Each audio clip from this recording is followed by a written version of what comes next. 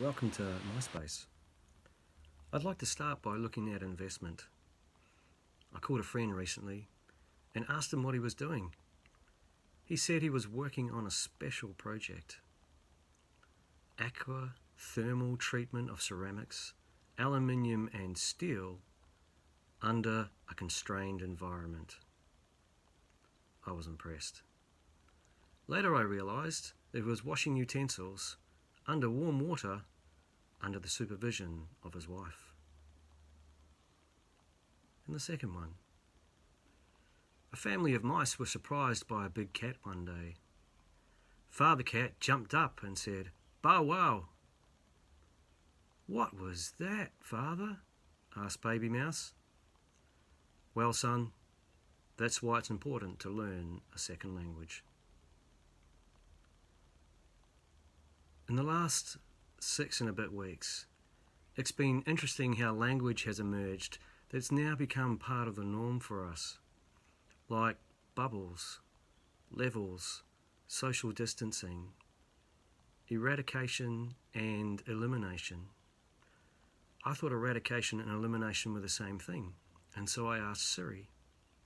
And Siri told me that the meaning of both is actually destruction of something. And there's the new term COVIDiots, those who break the rules. Then there's a language around the budget that came out on Thursday.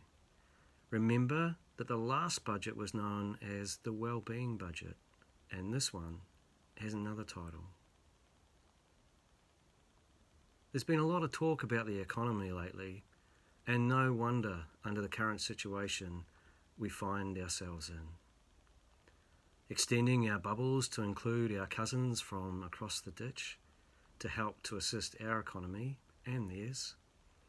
There's a wage subsidy of $14 billion as it was, the largest monetary internal investment in New Zealand's history.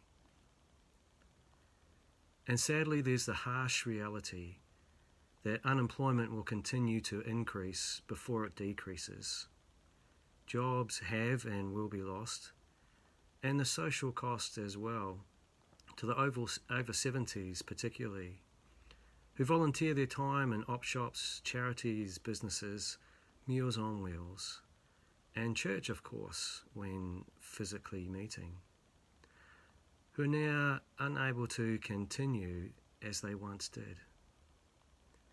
Volunteers gave of their time, energy, and wisdom. Maybe one day they'll be able to return. What will the social cost post-COVID-19 be? Love one another as I have loved you. If you love me, you will keep my commandments.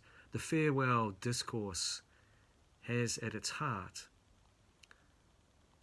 the thought that the disciples were not going to be left alone. What would happen once Jesus was no longer physically present? He outlines his plans that another will stand with them, the one who's called the Spirit of Truth, an ancient concept. And this is where the lectionary begins to prepare us for Pentecost, coming to a church near you in a couple of weeks' time. The reading from Acts today reads of Paul, who highlights he can name the statue to the unknown God, and who thought that Jesus would return in his lifetime and return in the role of judge. Now we're in some awkward territory, unless we consider that there was no return of Jesus in Paul's lifetime. What happens then with his thinking about judgment? And the answer is, I don't know. To form some intelligent response requires more time than what we have. Some thinking in the church is that we're in the end times, and it seems at any time, especially this happens when there's a natural disaster. My end time, I think, began when I was born. For there will come a time when I will no longer exist in this time, as I won't be living in it. Paul does promote an advertised Christian community, or more specifically, Christian community, from his writings and those attributed to him. He has a social economic investment in mind. He points out to the groups forming and formed under the umbrella of Christianity or Christ or followers of the way, how they are to treat each other, and sometimes it's with tough love, not putting up with behaviour and practices which divide and cause conflict, rather than encourage and uplift each other. If you love me, you'll keep my commandments. That's a bit demanding of Jesus though, isn't it? What is it exactly that Jesus, in John's writing, asks of his disciples to do? Well, it's simply love, or araha. Jesus' prescription to living as people of the way is to have love and araha as a top priority.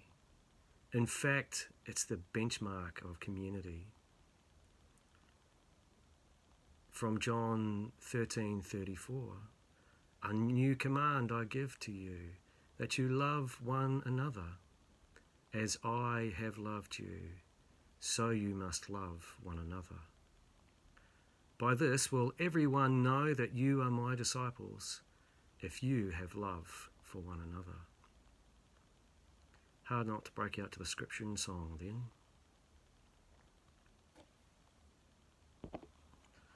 The word for love for the disciples is that they are, to express it, is that they are to love one another.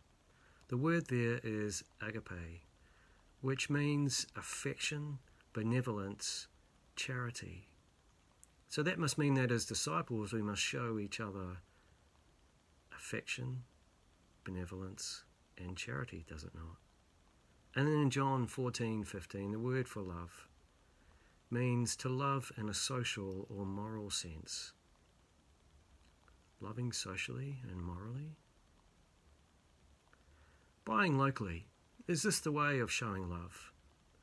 The economics of supporting local businesses. And then we have social distancing, and we're part of a team of 5 million. Is this a way to show love? Staying at home, your health and well-being and mine are all linked. And it means that we're actually thinking of others with decisions that we make. I'm not sure about you, but I get a bit annoyed seeing reports of people who have broken the lockdown rules, those COVIDiots. We're in the midst of a worldwide pandemic, and the arrogance or ignorance of the intentionality of breaking the rules is actually not okay. We need to stay safe, and we need to look out for others as well. Even now, we're down at level 2, and then when we go down to level 1, we'll still be living with some form of restriction, distancing, potentially wearing masks, sanitizing our hands whenever we enter and exit a building. But these precautions can keep us all safe. A social, economic investment. Economics, you see, isn't all to do with finances. Showing araha is a form of economics and an investment into someone else's life. What is or could be the social cost, the social economic cost of not continuing to support charities, whether those charities be local, national or international? It's going to come at a big cost. The commandment to love, now that's strong language. We may know of or have experience with people who really stretch this commandment due to their behaviour or attitudes. Some of God's disciples, it seems, are really hard to love, to show love to, and at times even to be around. So I'll try and show araha, and I hope you'll do that for me as well. If you're like me, you find yourself thinking about or considering what was, what is, and what will be. Uncertainty is alive and well and living with us at the moment. I know that I can't or I function at a lesser capacity when I don't have the support of others around me. Those who will hear my concerns. Let me say the word shit and not get offended. Those who encourage.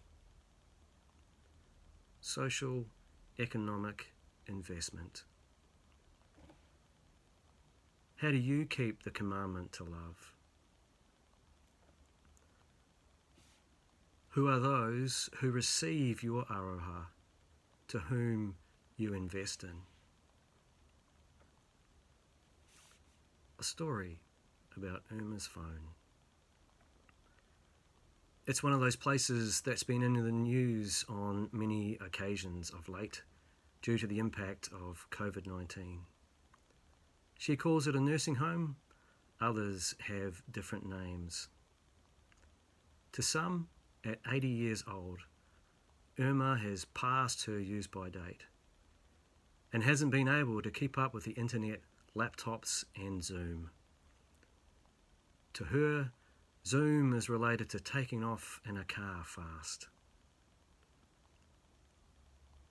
Early on during the pandemic, Irma was contacted by one of the church members, and after some discussion, eagerly took on a pastoral care role to phone 4 people, a check-in regularly,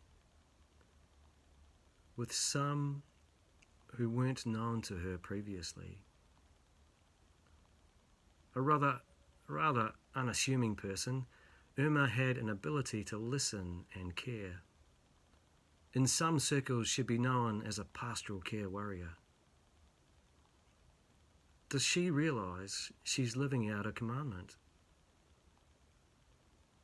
Social, economic investment.